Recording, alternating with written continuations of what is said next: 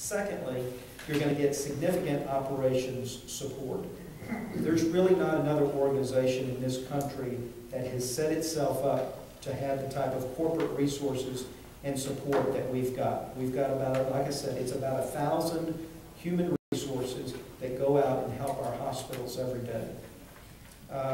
Third, you're going to have a 100% local board, and that board is going to be creating the vision and the strategic direction for the hospital, and is going to be reviewing the budgets, the operating budgets, the capital budgets.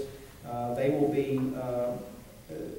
be involved in the hiring decision of a CEO. They will review that CEO's annual performance every year.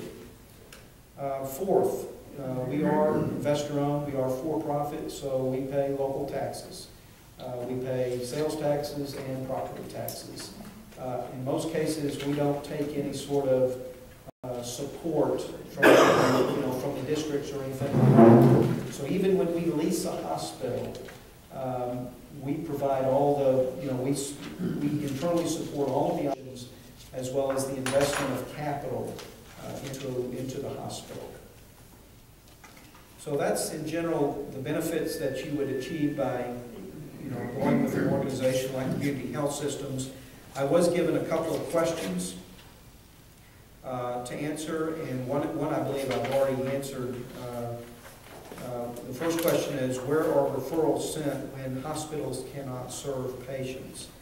And again, my answer to that was, it's really based on doctor-to-doctor relationships and peer-to-peer relationships. So, if you feel comfortable sending your neural patients down to your oncology or neural patients to, wherever, Memorial Lufkin or, East Texas Medical Center in Tyler or Mother Francis or down to Houston, that's where those patients are going to go.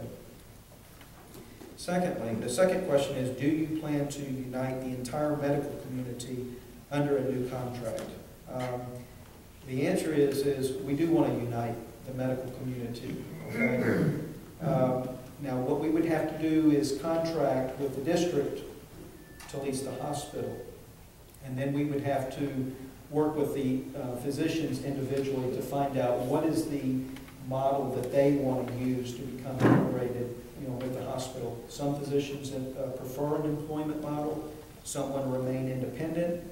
Some want to participate in a shared service organization or a joint venture or something. So we would have to go work with each group and figure out what is the best method of integrating with that particular doctor. So with that, I've kind of come to the end of my prepared remarks, and I've answered a couple of questions that were given to me. I could just kind of pause here for a second and just see if there's any questions, any general questions that you might want to ask of me. I hope I've done a fair job of presenting information about my company. Like I said, there's a lot of information also available on our website. You did it in a very timely manner, too. Appreciate that. Ladies and gentlemen, do any of you have questions or clarifications you'd like to ask Mr. King? I'd like a clarification on the JCO. You named some hospitals that were operating that survey, right? Mm-hmm. But what about the ones that you named, I recall, are fairly large, Woodland Heights, compared to what we have. What about your locations where the site is smaller? What sort of? Small? I'm sorry? I'm sorry, say that again. I was trying to repeat. Smaller. The smaller. Yeah. Hospitals. I'm sorry. Yeah. I went through the list right before I came in here, and I saw those 5. Those are the only 5 that we had in Texas. I know that we have, again, 60% of our hospitals are small. They're rural hospitals. We are throughout Alabama and Mississippi and Louisiana and Southeast Arkansas, and that's kind of where we had our roots.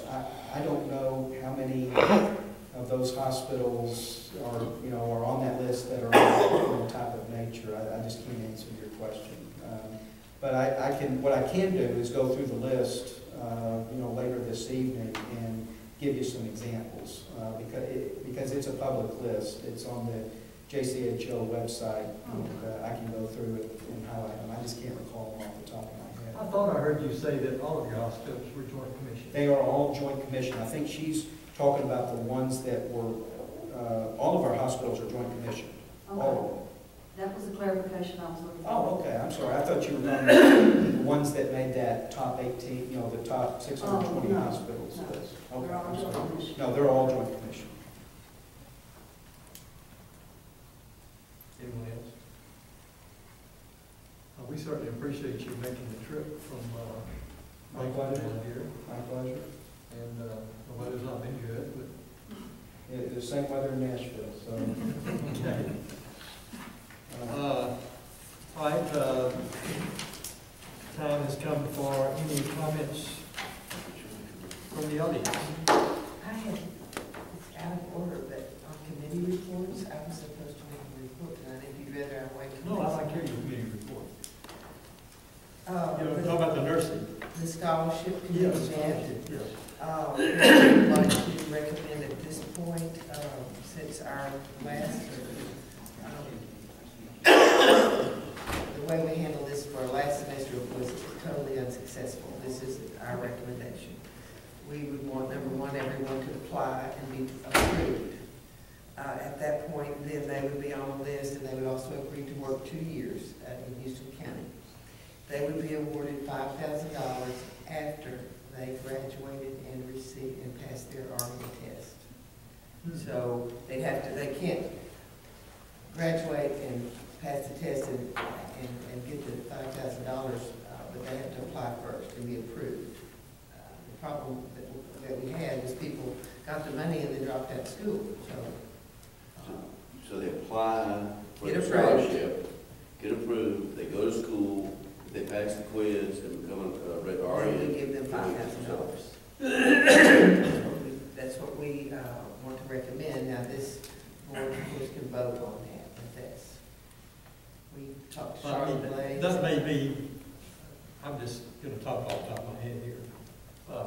One of the problems that I understood were some students just couldn't afford to go to school. During the school year, they didn't have the finances to actually do that.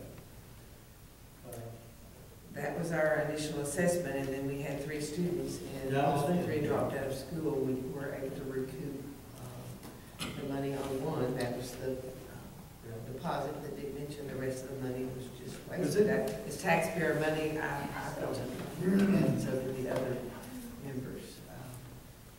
So you feel like this was not just a glitch of 1 year that, No, Dr. Kelly had suggested we put money into like some programs to help them in tutoring and such. Charlotte Blaze didn't feel, she's the director of the program, I spoke with her, she felt like they had adequate tutoring. It would be an incentive and something that would help pay back loans. well, we cannot make a decision.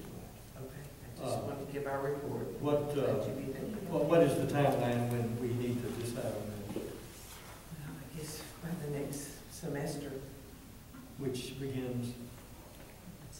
let's try to decide by next September. Okay, okay, so it's not a pressing issue. Okay, good. Well, we're welcome for input. It's Helen Dice, Carolyn Ramirez, and myself, and we'd love to hear from you, but that's our current recommendation. Okay. Anybody else have? So are we going to put that on our agenda? Yeah, for next meeting.